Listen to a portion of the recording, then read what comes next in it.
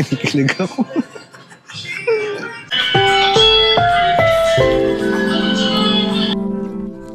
Ay, magandang morning muli sa inyong lahat.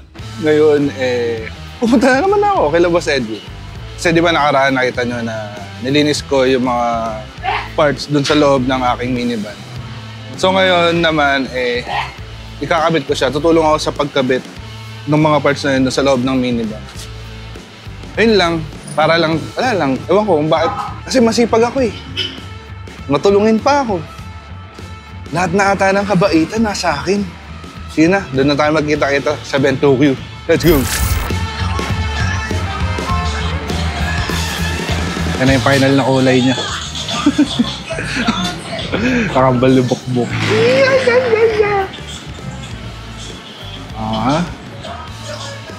So tanggalin ko lang itong mga dyaryo. Then ikakabit namin yung mga parts dun sa loob. Yung nilinisan ko na nakaraan.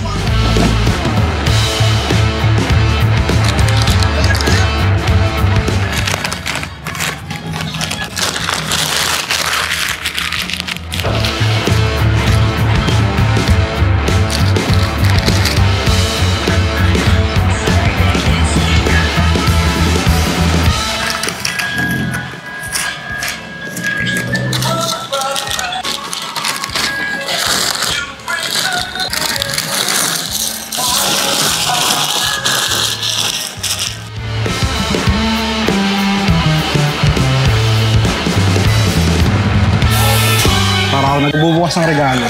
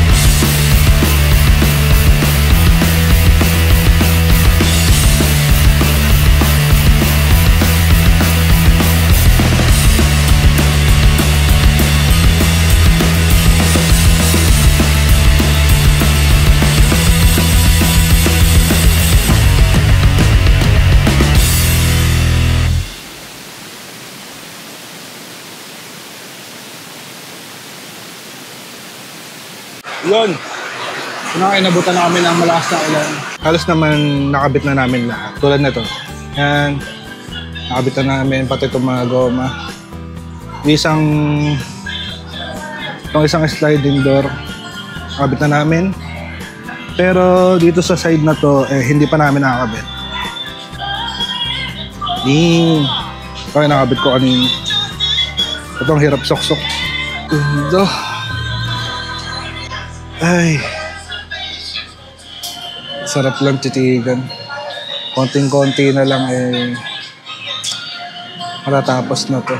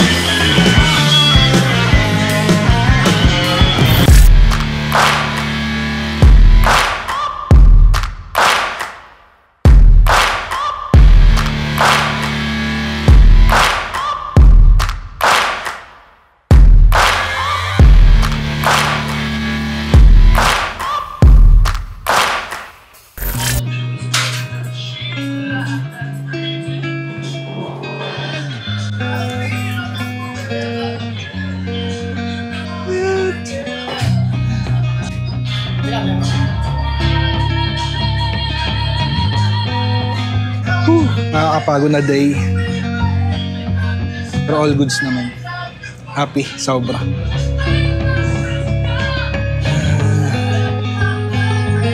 Hindi rin biro magkabit ng mga ganito ha.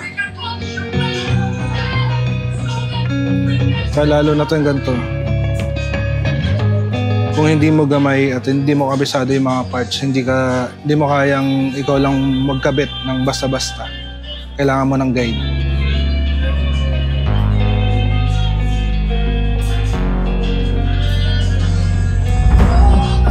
Kilig ako.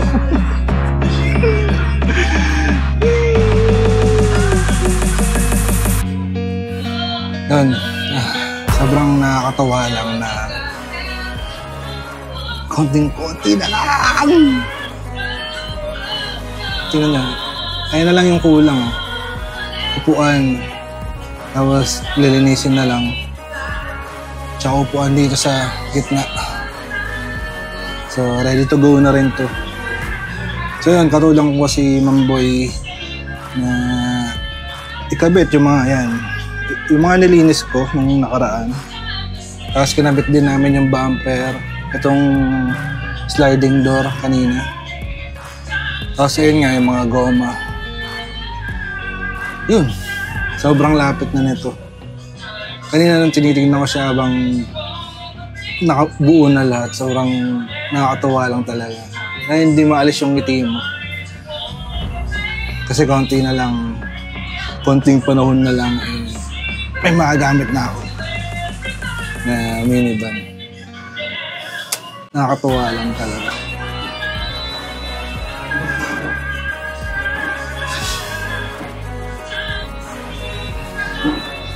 Tapos yun, yung sa pangalan nitong minivan ko, meron nang nakahula.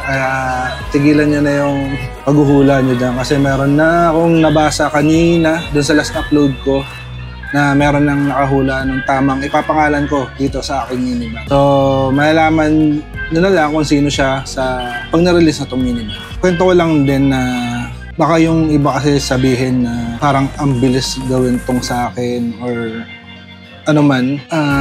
February, nawala si Etlog. After doon talagang naghanap kami, nagpatulong ako kay Mayor TV. Nagtanong kami kay FC Garage, kay Dodong.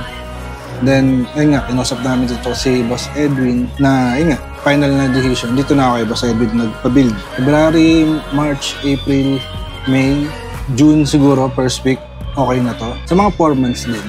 Hindi naman ako yung binigyan ng special treatment dito. Pumila rin naman ako. Saka, ang totoo, yung batch na to, yung mga pinapakita ko dito na minivan, sakto lang na merong bakanteng isa. Kaya yung sa kulay dapat ng minivan ko, ito dapat.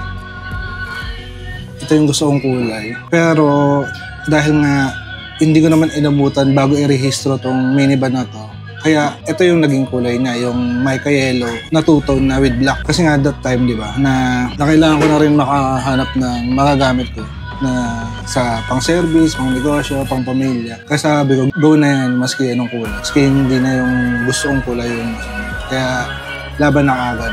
Yun lang, muli ako si Jumbo at ito ang maliit kong kwento. Peace out. Ha? Aray. Ay, Mamboy ang pinaka-tumulong sa akin dito.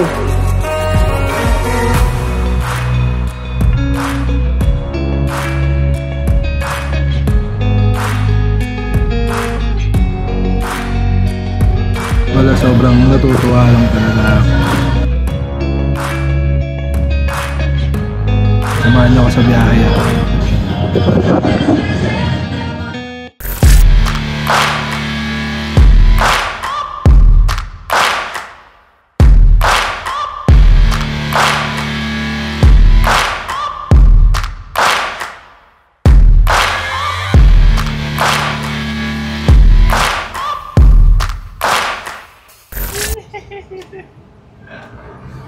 Guys, drive ko na yung minivan ko, guys.